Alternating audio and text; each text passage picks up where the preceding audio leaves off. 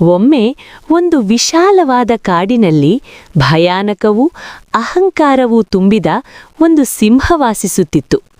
ಅದು ತನ್ನ ಶಕ್ತಿಯ ಮೆಚ್ಚುಗೆಯಲ್ಲಿ ಪ್ರತಿದಿನ ಕಾಡಿನ ಪ್ರಾಣಿಗಳನ್ನು ಅನ್ಯಾಯವಾಗಿ ಕಾಡುತ್ತಿತ್ತು.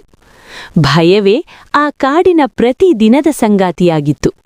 ಯಾರೂ ನಗಲಿಲ್ಲ, ಯಾರೂ ನಿಶ್ಚಿಂತರಾಗಿರಲಿಲ್ಲ. ಒಂದು ದಿನ ಈ ಭಯಕ್ಕೆ ಅಂತ್ಯ ಬೇಕೆಂದು ಎಲ್ಲ ಪ್ರಾಣಿಗಳೂ ಸೇರಿ ಒಂದು ತೀರ್ಮಾನಕ್ಕೆ ಬಂದವು. ಪ್ರತಿದಿನ ಒಬ್ಬೊಬ್ಬ ಪ್ರಾಣಿ ಸಿಂಹದ ಬಳಿಗೆ ತಾನೇ ಹೋಗಬೇಕು. ಅದರಿಂದ ಉಳಿದವರಿಗೆ ಜೀವ ಉಳಿಯಬೇಕು.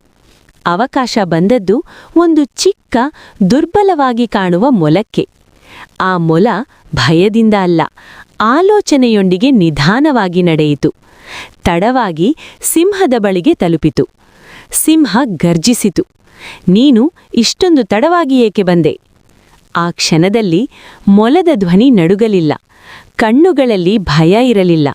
ಅದು ಶಾಂತವಾಗಿ ಹೇಳಿತು, "ನನ್ನನ್ನು ಇನ್ನೊಂದು ದೊಡ್ಡ ಸಿಂಹ ತಡೆದಿತ್ತು. ನಿಜವಾದ ಕಾಡಿನ ರಾಜ ನಾನೇ ಎಂದು ಅದು ಹೇಳುತ್ತಿತ್ತು." ಅಹಂಕಾರಕ್ಕೆ ಬೆಂಕಿ ಬಿದ್ದಂತೆ ಸಿಂಹ ಕೋಪಗೊಂಡಿತು. ಅದು ಎಲ್ಲಿದೆ ಎಂದು ಗರ್ಜಿಸಿತು.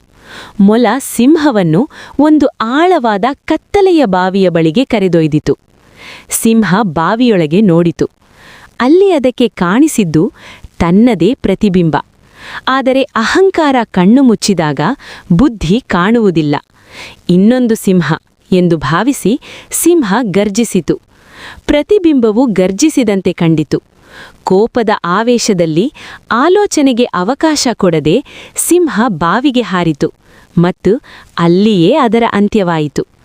ಆ ದಿನದಿಂದ ಕಾಡಿನಲ್ಲಿ ಮತ್ತೆ ನಗು ಮೂಡಿತು. ಭಯ ಹೋಗಿ ಶಾಂತಿ ಬಂತು. ಚಿಕ್ಕವರು ನೆಮ್ಮದಿಯಿಂದ ಬದುಕಲು ಆರಂಭಿಸಿದರು. ನೀತಿ: ಬಲಕ್ಕಿಂತ ಬುದ್ಧಿ ದೊಡ್ಡದು. ಧೈರ್ಯ ಮತ್ತು ವಿವೇಕ ಇದ್ದರೆ ಅತಿ ದೊಡ್ಡ ಶಕ್ತಿಯನ್ನು ಚಿಕ್ಕವನು ಕೂಡ ಗೆಲ್ಲಬಲ್ಲನು.